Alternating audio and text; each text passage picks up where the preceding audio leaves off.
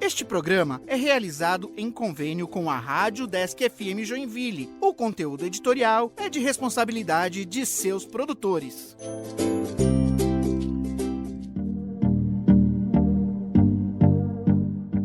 Informativo ODS, Hardware Software Livre. Esta é uma participação do Programa de Extensão Colmeia, em parceria com o Programa de Extensão ODS Conscientização e Práticas. Apresentado por Luciano de Abreu. ODS 4 – Educação de Qualidade. O Colmeia é um programa de extensão do Centro de Ciências Tecnológicas da Universidade do Estado de Santa Catarina, o DESC, localizado em Joinville. O programa é focado em disseminar o uso e o conhecimento a respeito do software e hardware livre na sociedade. O nome pode gerar um pouco de confusão para quem não conhece do assunto, mas, no programa de hoje, vamos falar um pouco mais sobre a história e alguns movimentos atrelados ao software e hardware livres. Assim, nossos ouvintes podem saber um pouco mais sobre o assunto. Informativo ODS, Hardware e Software Livre. Para entender um pouco mais a respeito, é interessante contar um pouco mais sobre a história dos computadores pessoais e como chegamos até aqui. Inicialmente, o modelo de negócio padrão era voltado para a venda dos equipamentos, CPU, monitor e periféricos como mouse, teclado e fones, não focado na venda dos programas, como é hoje em dia. Os softwares utilizados na época eram feitos por universidades, centros de pesquisa e os próprios usuários. Sem controle ou regulamentação bem definidos, esses programas eram compartilhados entre diferentes comunidades.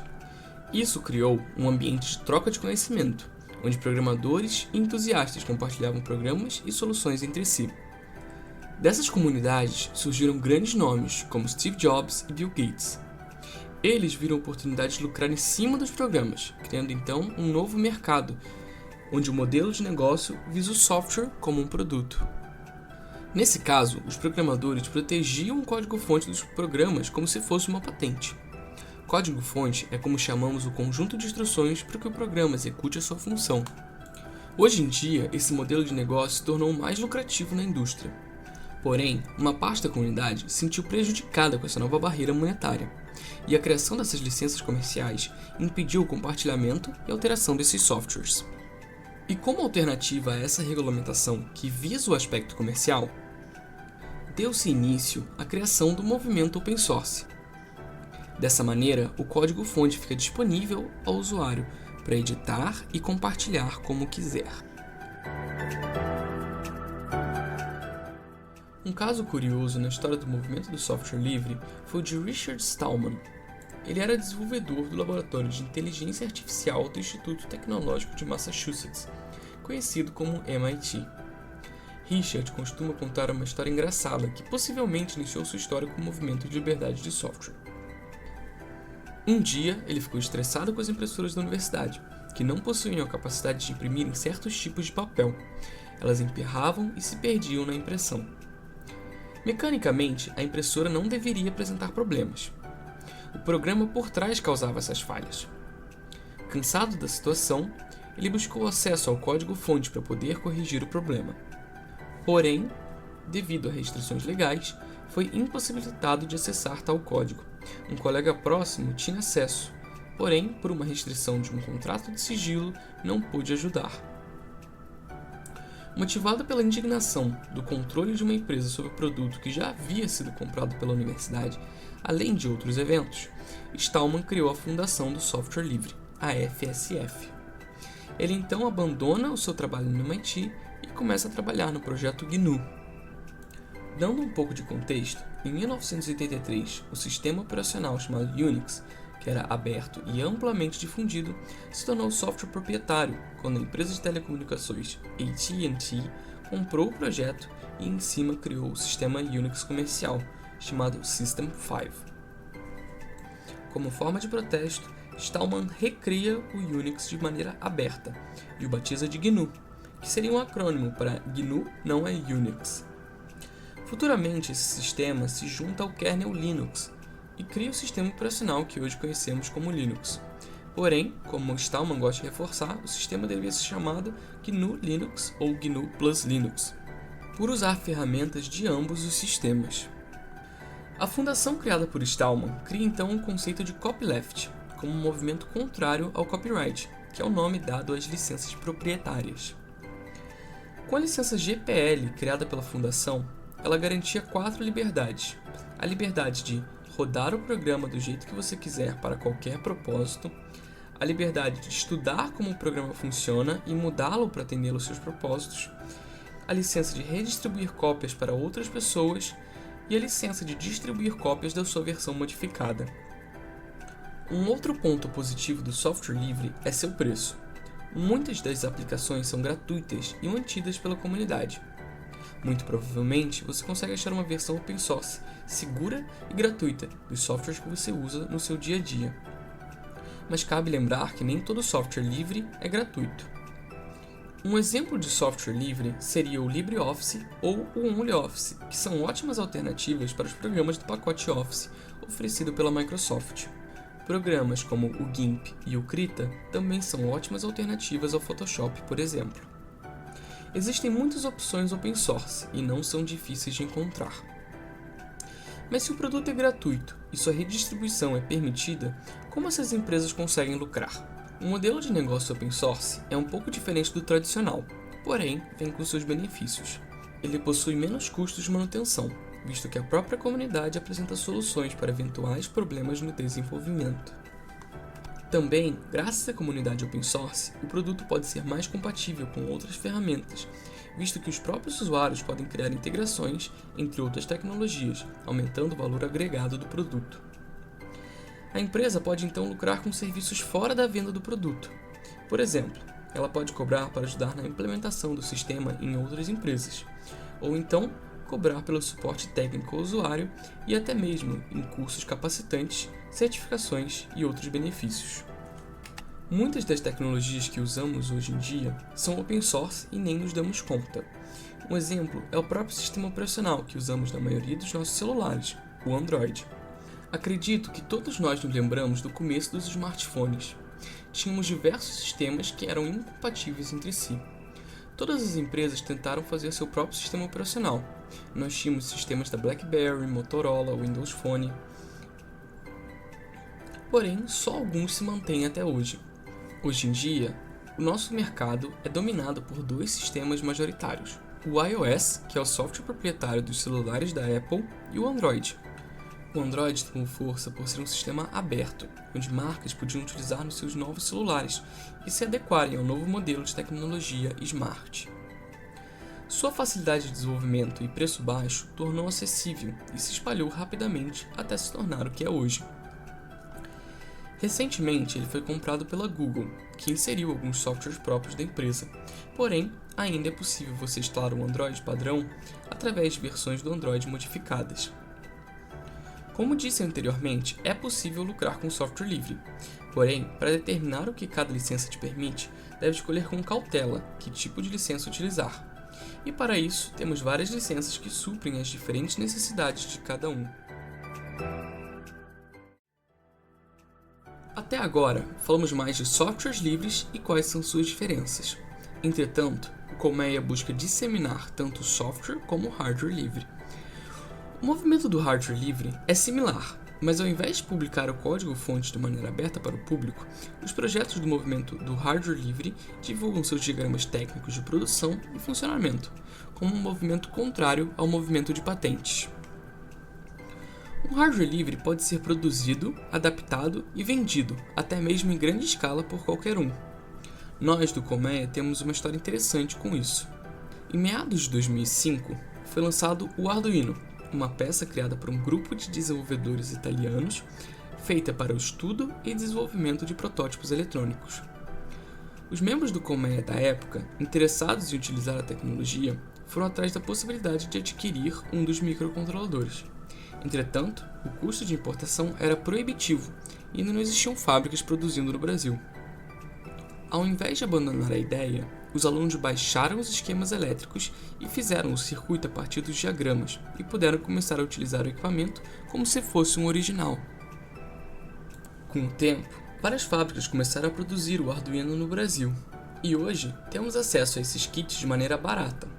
Além disso, sua transparência permite que os outros engenheiros e desenvolvedores desenvolvam peças compatíveis e melhorem o ecossistema por inteiro, através de sensores, controladores, motores de passo e outras tecnologias compatíveis com o Arduino. Devido ao fato do esquema elétrico ser open source, também existe a possibilidade da comunidade criar alguns projetos maiores que utilizam o hardware como uma peça-chave do projeto. Por exemplo, hoje em dia existem projetos como impressoras 3D que utilizam o Arduino como microcontrolador-chave para que o projeto funcione. Além disso, outros componentes como motores e sensores também são listados para que as pessoas possam fazer o projeto em casa.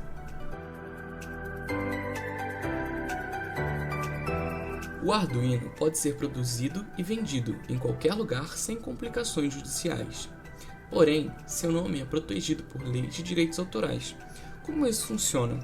Todas as empresas que pensam em produzir um microcontrolador podem produzi-lo exatamente como o original, mesmo em cor, posicionamentos eletrônicos. Entretanto, encontramos ele por nomes diferentes por aí, como por exemplo Brazuino, Tatuino, Marmenino, entre outros. Por isso, devemos verificar com cuidado as licenças aplicadas a cada projeto, seja ele open source ou livre. Em 1974, a Comissão em Novas Aplicações Tecnológicas de Trabalhos com Direitos Autorais, conhecida como CONTU, decidiu que o software pode estar sujeito à propriedade intelectual. Após isso, pessoas e empresas começaram a licenciar seus softwares, dando origem aos softwares proprietários. Com o tempo, usuários e programadores perceberam que havia limitações nesse modelo, como a falta de atualizações, compatibilidade e transparência. Como o software proprietário ofuscava seu código, era impossível saber como ele funcionava por trás dos panos, e acabava gerando problemas como a dificuldade de incorporar um software antigo com uma nova máquina. A falta de liberdade de modificação dificultava a integração entre sistemas, e também, com o tempo, acabavam trancando o usuário em um ecossistema que por muitas vezes beneficia mais o vendedor do que o próprio usuário, fazendo que seu software só funcione com sistemas da própria empresa.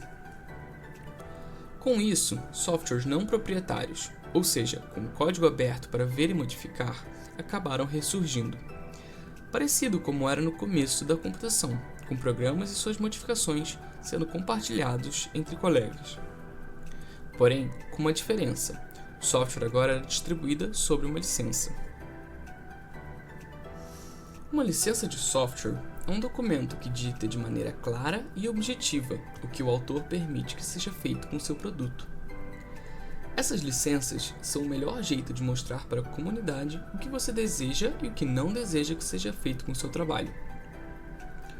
Com isso, acaba surgindo as licenças de código aberto, que cumprem com as definições de open source aprovadas pela iniciativa do open source, conhecida como OSI. Algumas dessas definições são a liberdade de distribuição, ou seja, essa licença não pode proibir pessoas de compartilhar o código, contanto que o devido crédito seja dado. Código de fonte visível, o programa precisa incluir o código-fonte. E a permissão para modificações, onde a licença deve permitir que pessoas modifiquem o código do programa e ainda distribuam a própria modificação. Para que uma nova licença seja criada e reconhecida, ela precisa ser aprovada pela iniciativa open source, passando por um processo de revisão. As licenças mais populares na comunidade do software livre acabam sendo o GNU, que foi aquela criada por Richard Stallman, que garante que os softwares, uma vez licenciados sob essa licença, não possa ter seu código fechado, já que esse tipo de licença requer que qualquer trabalho derivado utilize a própria licença. A licença do MIT, onde a permissão é concedida gratuitamente a qualquer pessoa que obtenha uma cópia do software para utilizá-lo sem restrição, incluindo os direitos de usar, copiar, modificar, mesclar, publicar, destruir, sublicenciar e vender cópias do software. A licença do BSD. Essa licença impõe poucas restrições, onde uma delas é que não se pode usar o nome do autor ou do produto para promover a divulgação do próprio projeto.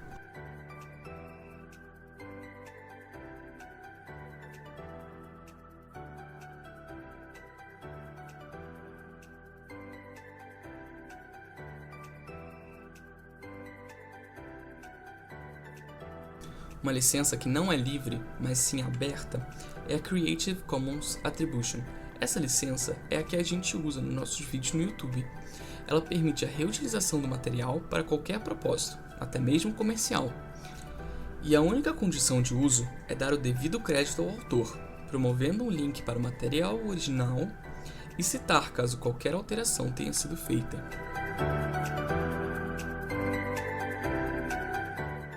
Vamos agora para o intervalo musical. ODS 4 Educação de qualidade. Informativo ODS, hardware e software livre. Se você gostou das informações, entre em contato com o professor Gilmário Barbosa dos Santos pelo e-mail gilmario.santos@udesc.br, que é coordenador do programa de extensão do CCT, UDESC Joinville, e saiba mais sobre o projeto. Agradecemos a sua audiência e até mais!